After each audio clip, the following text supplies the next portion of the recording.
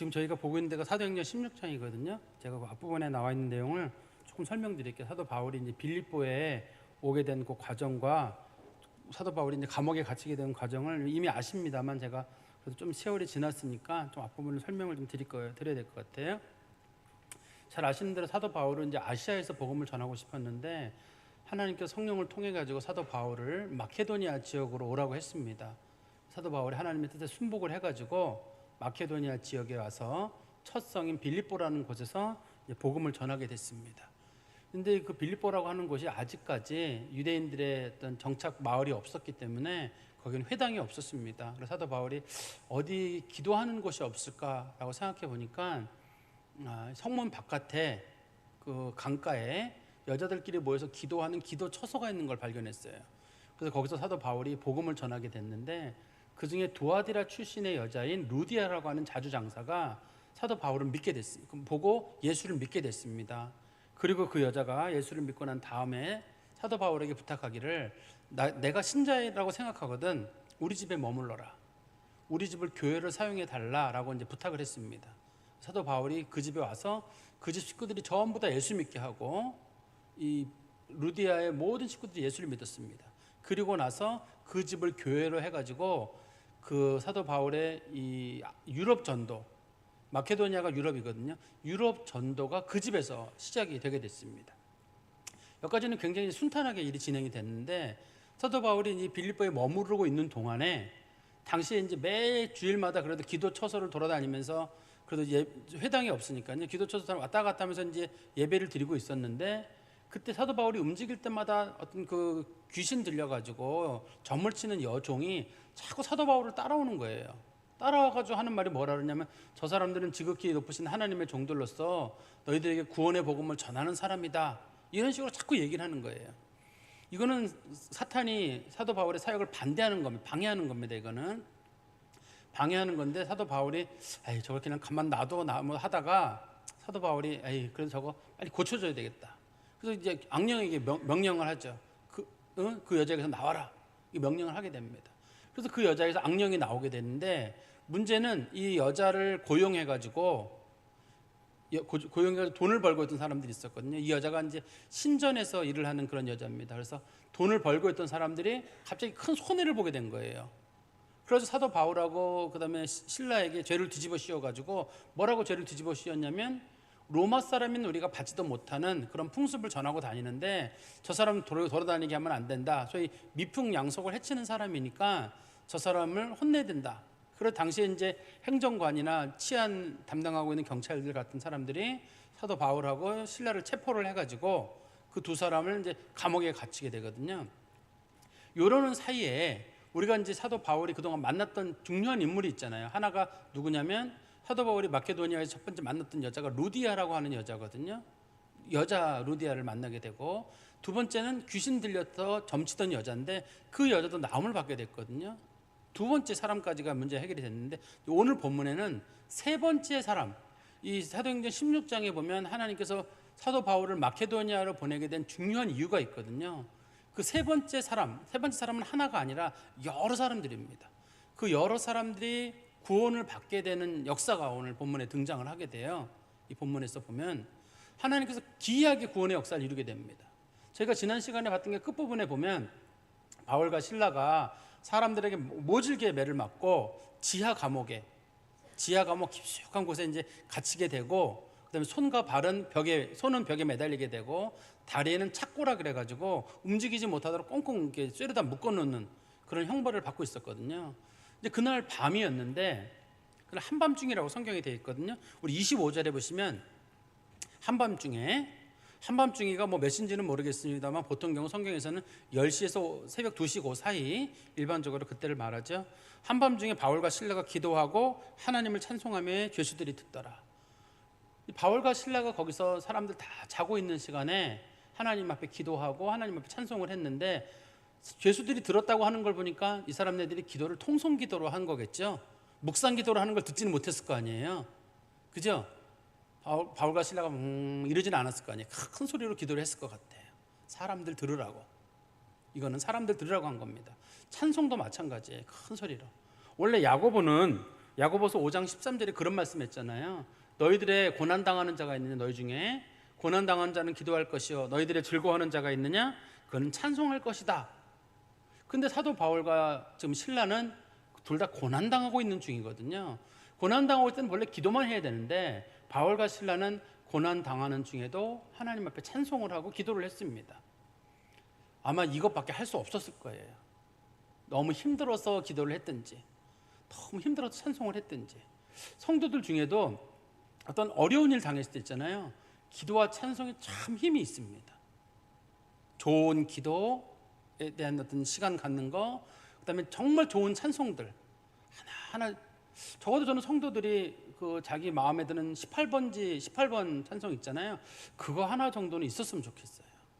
그 찬송을 늘 부르는 거예요. 늘 부르면 그 찬송 속에서 힘이 나고 그 찬송을 이기게, 그거는 어떤 조언보다도 정말 큰 힘을 주는 그런 역사를 하게 됩니다. 그러니까 바울과 신라가 거기서 기도하고 찬송을 부르게 되는데, 뭐 그들이 거기서 했던 이유는 그걸 통해서라도 어떻든 자기들 나름대로는 이겨내겠다는 그런 마음이 있었을 거예요. 그런데 성경에 보니까 그들이 찬송을 부를 때 죄수들이 듣더라 이렇게 돼 있거든요. 불러서 할 수 없이 듣더라가 아니라 성경 원래 원문에는 뭐라고 되어 있냐면 죄수들이 잘 경청했더라 이렇게 되어 있습니다. 그 사람들이 뭐라고 기도하는지, 그 사람들이 어떻게 찬송을 부르는지. 사실 초대교회 이때라 찬송가 뭐 불렀는지 모르겠습니다. 무슨 찬송을 부르는지는 몰라요. 이들이 뭐 박자를 맞춰가지고 뭐 행진곡의 찬송을 불렀는지 어떤 건지는 모르지만 아마 뭐 많이 맞아가지고 찬송도 잘 안 나왔을 겁니다. 위에 보면 그 사람들이 많이 맞았다고 해요. 우리 22절 23절에 보면 무리가 일제에 일어나 고발하니 상관들이 옷을 찢어 벗기고 매로 치라 하여 많이 친 후에 옥에 가두고 간수들에게 명하여 든든히 지키라 했다 이렇게 돼 있잖아요. 많이 맞아가지고 아마 목소리도 크게 안 나왔을 것 같아요. 그래서 이제 그 찬송도 부르고 기도도 부르지만 힘에 지쳐 있을 때 그 사람들이 부르는 기도와 그 사람들이 하는 그 찬송을 사람들이 듣고 있었다라고 되어 있거든요. 그때 26절입니다.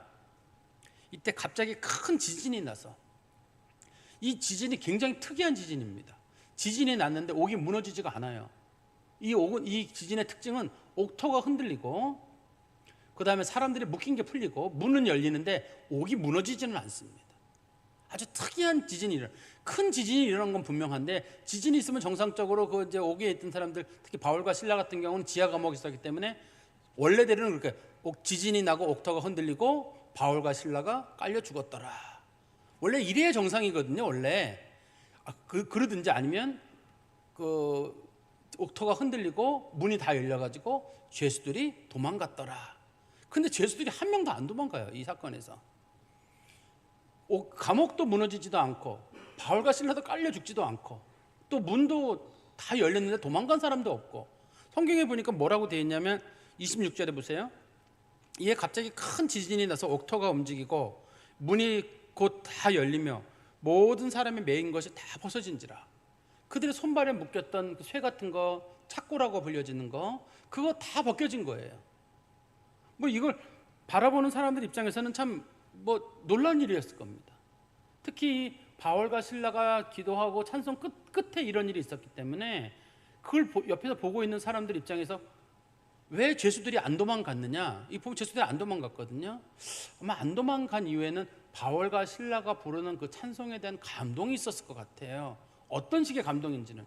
왜냐하면 정상적으로 감옥에 이렇게 문이 다 열려 착고가 풀려지고 그런 상황이면 도망가야 되거든요. 근데 이 사람들이 안 도망가는 건 그들 나름대로는 이상하잖아요. 일단 무너지지 않는 거, 그 다음에 여러 가지 상황들이 찬송 끝에 이런 게 나오는 걸 보면서 저거는 뭔가 신비하다고 하니까 그 죄수들이 도망가지를 못했을 겁니다. 그때 27절입니다. 간수가 자다가 깨어서, 아마 깊은 밤이었기 때문에 간수가 자고 있었는데 자다가 깨어서 옥문이 열린 것을 보고 죄수들이 도망간 줄 생각하고 칼을 빼어 자결하려 하거늘. 여기 나오잖아요. 옥문이 열리고 하는 순간에 간수는, 이러면 죄수들은 도망가는 거거든요, 원칙적으로.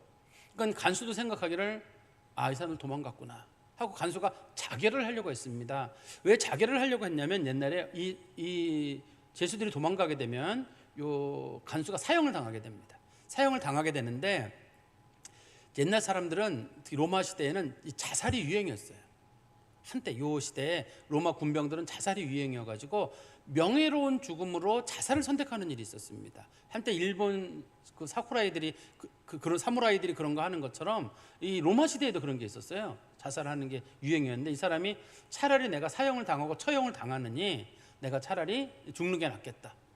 그게 자기도 좋고 자기 가족도 좋아요.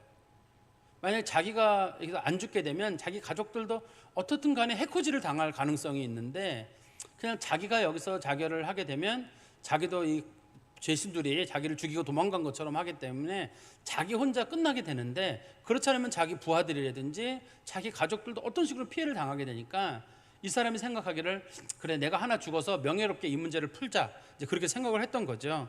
그 사람이 자결을 하려고 하는데 28절입니다. 바울이 크게 소리질러 이르되 내 몸을 상하지 말라 우리가 다 여기 있노라 하니 지금 바울하고 이 간수랑 통할 수 있는 방법이 밤이잖아요. 한밤중이잖아요. 그 다음에 이 지진이 나는 가운데 불 다 꺼졌을 거거든요. 아무것도 안 보이는 거예요. 근데 바울이 보니까 저 멀리서 간수가 자결하려고 하는 모습이 보이는 거예요. 그러니까 이 바울이 급한 마음에 여보시오 자살하지 마시오. 우리 여기 있어. 우리 아무도 도망가지 않았어. 간수 입장에서는 다 도망갈 줄 아는데 저 깜깜한 곳에서 어떤 사람이 하는 소리를 지르는데 여보시오 우리 안 죽었어. 우리 도망가지 않았어. 여기 있으니까 제발 자살하지 마시오. 이 얘기를 듣는 순간에 간수가 마음이 크게 놓였을 거예요. 아무도 안 도망갔구나. 아무도 안 도망갔구나. 근데 문제는 깜짝 놀라잖아요. 그 밤에 불 다 꺼진 그 밤에 아무것도 안 보이거든요. 아무것도 안 보이는 곳에서 뭔가 소리는 하나 들려오는데 우리 여기 있으니 자살하지 마시오. 근데 그게 그 사람에게는 그게 복음과 같았을 거예요. 그 뒤에 보시면 나와요. 29절입니다. 간수가 등불을 달라고 하며 뛰어들어가 무서워 떨며 바울과 실라 앞에 엎드리고 아무것도 안 보이는 데니까 간수가 자기 부하들에게 연락을 해가지고 불 가져와라. 등불을 가져오라고 해가지고 정확한 횃불이죠. 횃불을 가져오라서 횃불을 들고 가가지고 보니까 바울과 실라가 거기 있는데 그 사람들 앞에서 무서워 떨고 있는 거예요. 이게 왜 무서워 떠냐면 아까도 말씀드렸잖아요. 분명히 지진이 크게는 났는데 도망간 사람은 없고 다친 사람도 없고 문은 다 열려 있고 사람들 묶었던 건 다 풀어져 있고 그리고 저쪽에서 소리가 들려오기를 우리 도망간 사람 하나 없으니 걱정하지 마시고 자결하지 마시오. 바울과 실라가 안 도망간 건 이해가 돼요. 그런데 성경에 보면 바울과 실라만 도망가지 않은 게 아니라 여기 보면 26절에 보시면 모든 사람의 매인 것이 다 벗어진지라 이렇게 돼 있잖아요. 바울과 실라만이 아니라 그 감옥에 갇힌 사람들이 전부 다 이게 풀어진 거란 말이에요. 그날 그 찬송과 기도를 들었던 그 사람들이 전부 다 이게 풀어지는 역사를 경험한 거거든요. 그러니까 이 간수 입장에서는 저 사람들이 무슨 신령한 사람들인가 과연 저 사람들이 무슨 신적인 사람들인가 아마 이런 마음의 갈등이 있었을 거예요. 그러니까 그 사람들 앞에 가서 머리를 팍 숙이면서 혹시 당신들 신적인 사람들이냐 하고 이제 마음을 팍 이렇게 가슴을 쓰다듬고 나서 가서 그 사람들의 두려운 마음에 마음을 조아린 거죠.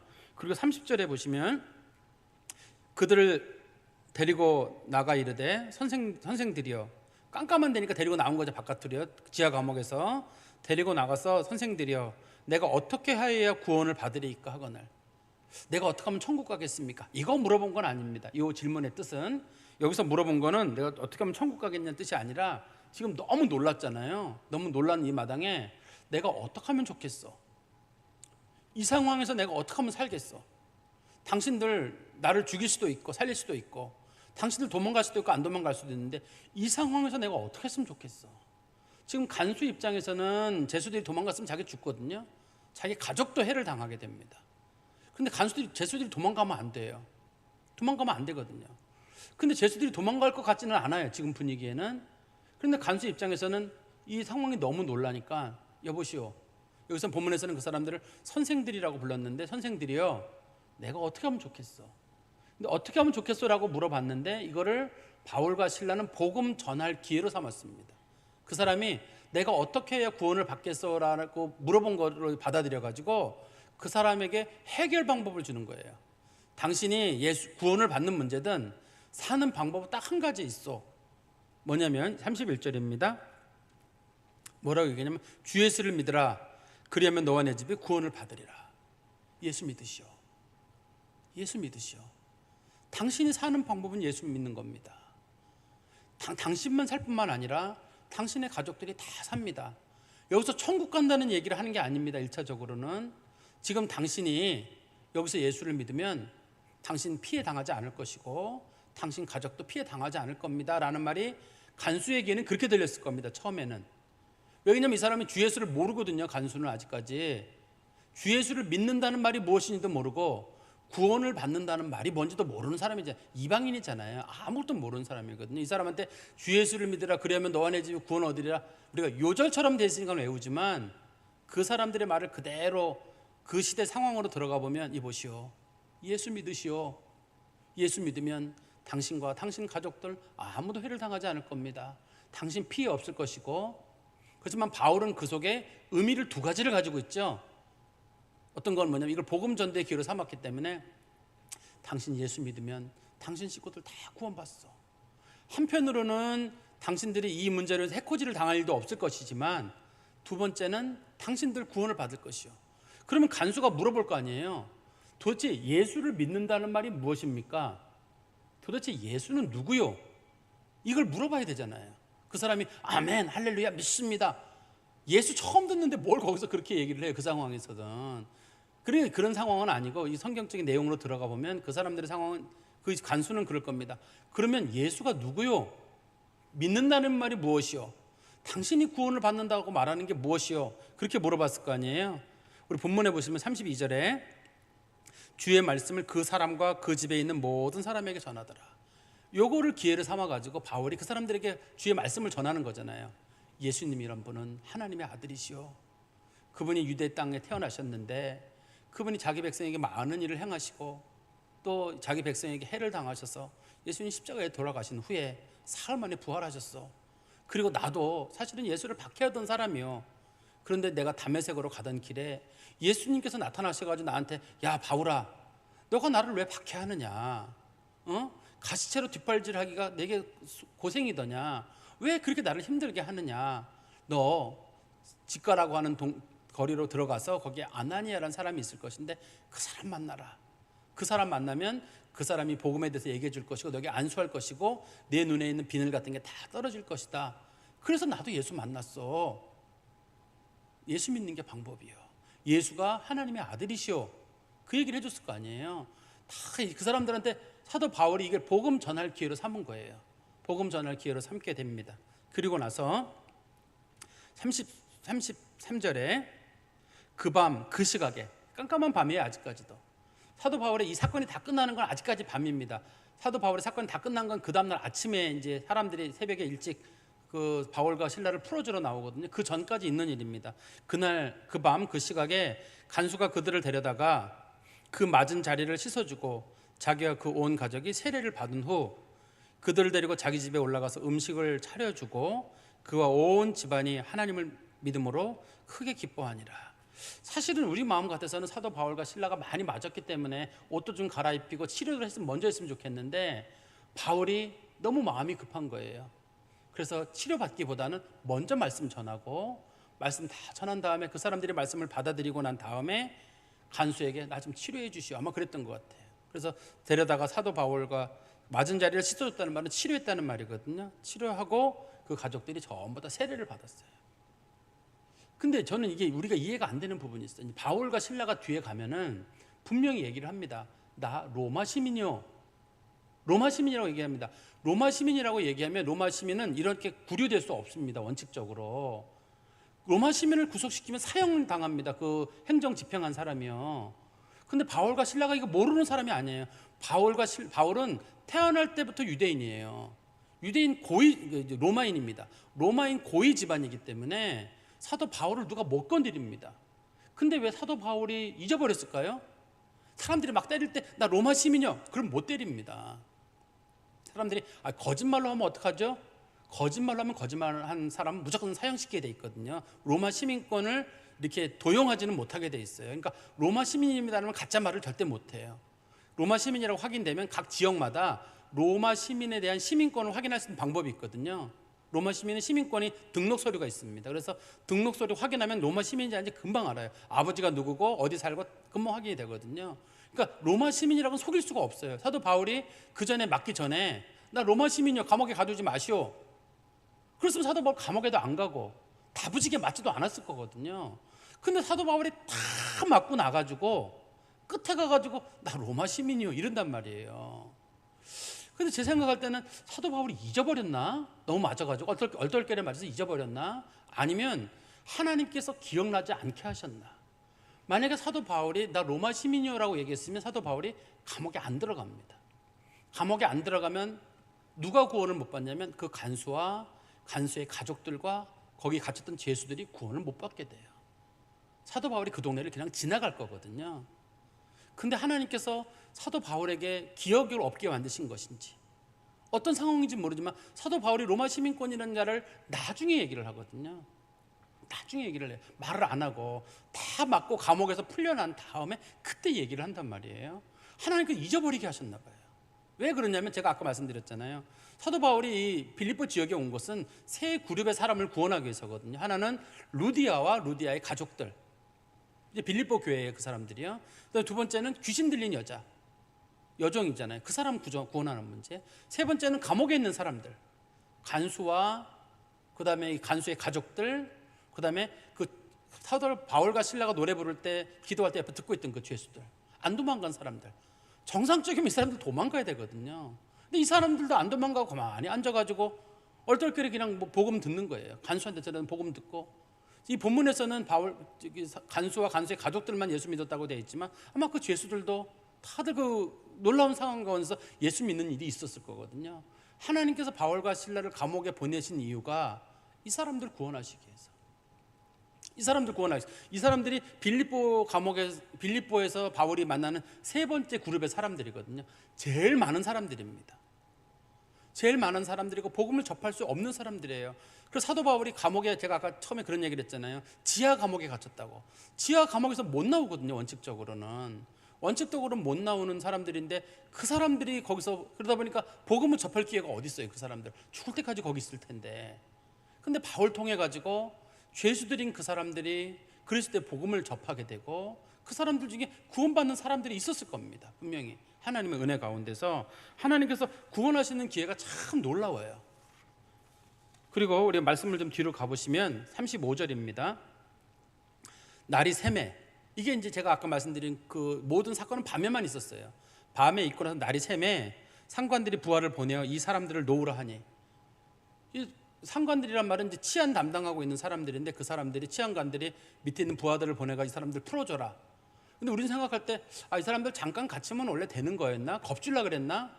겁줄라고 하기엔 너무 많이 때렸다고 돼 있잖아요. 성경에 보면은 너무 많이 맞아가지고 지하 감옥에 갇힌 사람들이 일시 구류당한 게 아니라 감옥에 갇혀가지고 이 사람들이 처형을 당할 사람들이거든요. 근데 그 다음날 아침에 이 사람들이 풀려난단 말이에요.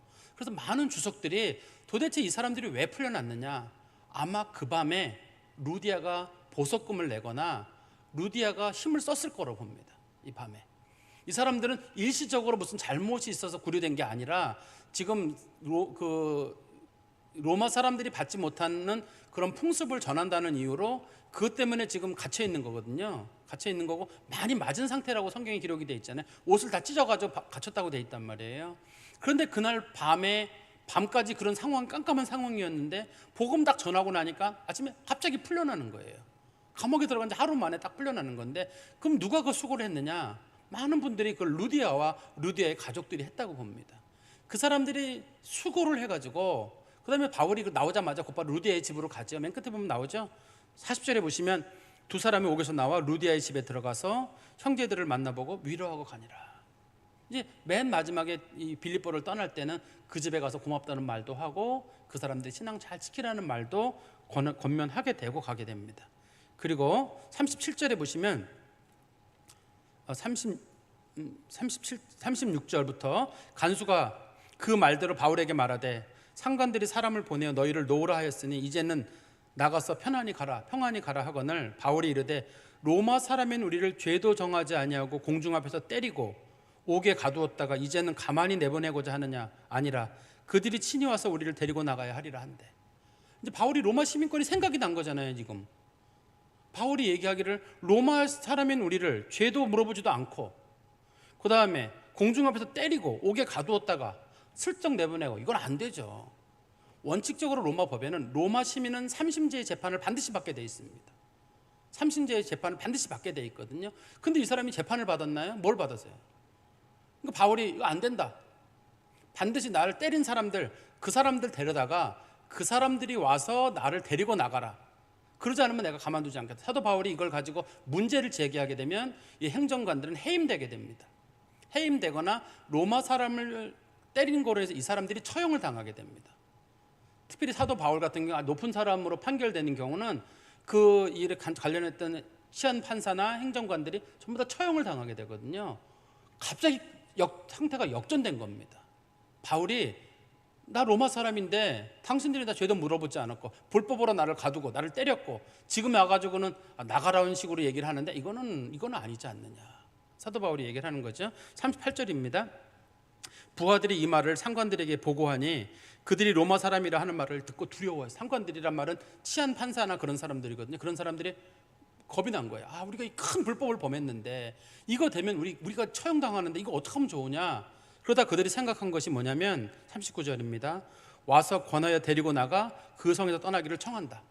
청했다는 말은 잘 와가지고 미안합니다. 떠나십시오. 죄송합니다. 이렇게 했을 거 아니에요. 그리고 나서 40절에 두 사람이 옥에서 나와 루디아의 집에 들어가서 형제들을 만나보고 위로하며 가니라. 거기서 이제 나온 다음에는 사람들을 권하고 갔는데 아까도 제가 그런 질문을 하나 던졌잖아요. 왜 바울과 실라는 미리 이 얘기를 하지 않았을까? 미리 자기가 로마 시민권이라는 얘기를 했으면 자기가 안 맞았을 텐데. 그리고 하나님께서도 바울과 실라에게 로마 시민권이 생각만 나게 했더라도 중간에 맞지 않고 풀려났을 텐데 왜 하나님이 이렇게 하셨을까? 이제 바울이 생각난 것도 성경의 내용을 보면 이유가 있어요. 이제 바울과 실라를 고소했던 사람들 있잖아요. 그 사람들뿐만 아니라 그 지역에 있는 치안 판사도 이제는 루디아의 가족과 사도 바울에 대해서 아무것도 약점을 잡혔거든요.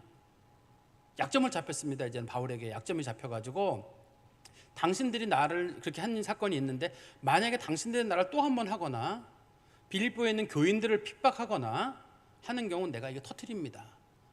바울이 그런 협박을 하지 않더라도 그 치안 담당하고 있는 치안 판사가 주로 상관이 치안 판사거든요. 그 치안 판사가 이 문제에 대해서 자기가 큰 실수를 하고 처형당할 뻔한데 바울이 덮어준 게 있기 때문에 그 사람들 일절 못 건드려요. 그래서 저는 생각하기를 왜 하나님께서 처음에 생각나지 않게 하셨냐면 이걸 통해 가지고 빌립보 교회가 든든하게 서나갈 수 있도록. 이제는 빌립보 교회는 박해가 없거든요. 박해를 안 겪게 됩니다. 이 사건으로 인해 바울이 온통하게 틈씬 두들겨 맞은 거로 인해 가지고 더 이상 빌립보에 있는 교인들은 해코지를 당하지 않게 됩니다. 거긴 유대인도 없고 말씀 전하는 사람도 없는데 이제 루디아와 루디아의 가족들, 귀신 들렸다 풀려난 여자, 그 다음에 간수와 죄수들, 이 사람들 신앙생활 자유롭게 할 수 있고 하나님 든든히 섬길 수 있는 그런 토대를 마련하게 하시려고 하나님께서 바울이 로마 시민권 잘하는 걸 잊어버리게 하셨나 봐요. 바울이 중간에 내가 참고 있다가 끝판에 얘기해야지 이러진 않았을 거거든요. 생각이 나진 않았을 거거든요. 근데 막판에 풀려나면서 내가 이 로마 시민권이 있다는 걸 얘기해야 되겠다라고 생각나게 하신 건 하나님이 주신 지혜일 거라고요. 근데 그것이 빌립보 교회가 든든히 서가게 하려는 하나님의 뜻이었다, 이렇게 볼 수 있을 것 같아요. 좀 말씀을 정리하면 하나님께서는 바울과 실라를 감옥에 집어넣는데 바울과 실라 입장에서는 감옥에 들어간 거지만 그 안에 있는 사람들이 구원을 받게 됐어요. 바울과 실라가 어차피 하는 일은 복음 전하고 구원받게 하는 거거든요. 근데 구원받기 딱 좋은 사람들, 갇힌 사람들이 거기 있는 거예요. 못 도망가고 밤새 얘기를 들어야 되는 사람들이 거기 있는 거예요. 그리고 그들이 거기서 이적까지 경험을 했거든요. 사실 사도 바울이 맞을 때마다 기도하고 찬송했을 거거든요. 한 번도 문이 열린 적이 없습니다. 실제로. 예? 문이 열린 적이 없어요. 사도 바울이 무슨 감옥에 갇혀가지고 여러 번 매를 맞고 힘들었을 때 주여 기도 안 했겠습니까? 감옥 문이 열린 적이 한 번도, 이때만 열린 거거든요. 하나님께서 이 사람들을 구원하시려고 사도 바울을 감옥에 집어넣고 기적이 일어나게 하시고 그런 사람 영혼 하나 구원하는 일에 있어서 하나님께서 사도 바울을 사용하는 거지, 하나님이 기도할 때마다 문 열어주고 기도할 때마다 풀어주고 그런 건 아니거든. 하나님 보시기에 더 중요한 건 영혼 구원 문제예요. 문제가 풀어지는 문제가 아니라. 어떻든 간수와 간수의 집안과 옆에 있는 죄수들이 사도 바울께 할 수 없이 거기서 말씀 들어야 되고 할 수 없이 기도 들어야 되고 할 수 없이 찬송 들어야 되고, 거기서 이적 경험하니까 그 사람들 전부 예수 믿는 역사가 있었잖아요. 바울과 실라는 자기의 목표를 달성한 겁니다. 그들은 복음 전하러 다닌 거지 즐겁게 여행 다닌 건 아니니까요. 자신들이 하려고 했던 그 목표는 그대로 이루게 됐거든요. 하나님께서 그들을 기이한 방법을 통해서 복음의 사역을 감당하게 하셨고, 두 번째는 바울이 효과적으로 로마 시민권을 사용하게 하신 것 같아요. 먼저 얘기했더라면 감옥에 안 들어가고 바울에게는 좋지만 복음 전도의 기회는 없을 텐데, 바울이 다 맞고 마침 기억이 난 거예요. 기억나게 하시는 분도 하나님이시고 잊어버리게 하시는 분도 하나님이신 것 같아요. 그래서 하나님께서 잊어버렸던 게 탁 떠오르니까 바울이 효과적으로 자기가 풀려날 때쯤에 싹 얘기를 하게 되니까 그 사건으로 인해서 당시에 치안 판사나 상관이라고 불려지거나 관리라고 불려지는 그런 사람들이 더 이상 바울에게 뭘 할 수도 없고, 바울에게 부탁하면서 우리가 잘못했으니까 조용히 떠나 주십시오. 당신이 여기 머무르게 되면 우리가 어려움 당합니다. 미안합니다. 아마 그렇게 하고 부탁하고 사도 바울을 떠났거든요. 사도 바울이 처음에 빌립보에 들어와 가지고는 뭐 길도 제대로 못 찾아가지고 여기저기 그냥 기도 쳐서 돌아다니고 있었는데, 마지막 떠날 때에는 참 융숭한 대접을 받고 그 자리를 떠나게 되는데, 바울 떠나면서 바울은 걱정했을 거 아니에요. 이 동네 어떻게 하면 좋으냐. 그런데 마침 로마 시민권이 다 거기서 지혜롭게 사용됨으로 인해 가지고 거기 있는 치안 판사들이나 관리들 이런 사람들이 다시는 바울과 관련된 성도들은 아무도 못 건드렸을 것 같아요. 그것도 하나님이 주신 지혜가 아닌가 싶습니다. 저는 말씀을 보면서 그런 생각이 들어요. 우리가 어떤 위기에 처하는 순간이 있고 어려움 당하는 순간이 있는데, 그게 도리어 말씀을 받아들이고 하나님을 체험하는 순간이 되지 않을까. 그리고 그것이 도리어 복음 전도의 기회가 된다 그러면 어려운 것, 힘든 것에 처하는 것 도리어 감사할 수 있겠다. 편안하고 복음 못 전하는 것보다는 어렵고 힘들더라도 복음 전하는 게 훨씬 더 값진 일이거든요. 그리고 편안하게 하나님의 은혜 체험하지 못하는 것보다는 많은 고생을 겪더라도 은혜 체험하는 게 성도의 삶으로는 훨씬 풍요로운 일이에요. 신앙도 더 좋아지고 주변에 있는 사람들도 은혜로워지거든요. 그래서 우리가 편안한 일에도 감사할 수 있겠지만 고난 가운데도 감사할 수 있고, 어떻든 전해지는 건 예수라면 그게 감사가 되겠다. 그런 마음으로 살아가시는 성도 되시기를 간절히 소망합니다. 기도하겠습니다. 하나님 아버지, 은혜 감사합니다. 주께서 바울과 실라를 맞게 하시고 감옥에 갇히게 하시고 또 그들을 그곳에서 기도와 찬송하게 하심으로 하나님께서 그곳에서 오게 문이 열리고 착고가 풀어지는 역사를 경험하게 하셨고, 그를 통해서 많은 사람들이 주께 돌아오는 역사가 있었습니다. 하나님께서 바울과 실라를 그곳에 보내셔서 그들을 구원하시려고 하나님께서 그런 일을 하신 줄 저희가 믿습니다. 하나님 아버지, 어떻든 가장 중요한 건 예수 믿는 일이고 영혼 구원하는 일이 가장 중요하기에 하나님께서 바울과 실라를 맞게 하시고 고통 가운데 두셨습니다. 우리도 예수 믿는 것이 가장 중요한 줄을 마음에 알게 하시고, 편안함보다는 믿음을, 편안함보다는 예수 가까이함을, 구원을 더욱 소중히 여기는 성도들 되게 하여 주시옵소서. 예수 그리스도의 이름으로 기도하옵나이다. 아멘. 찬송가 300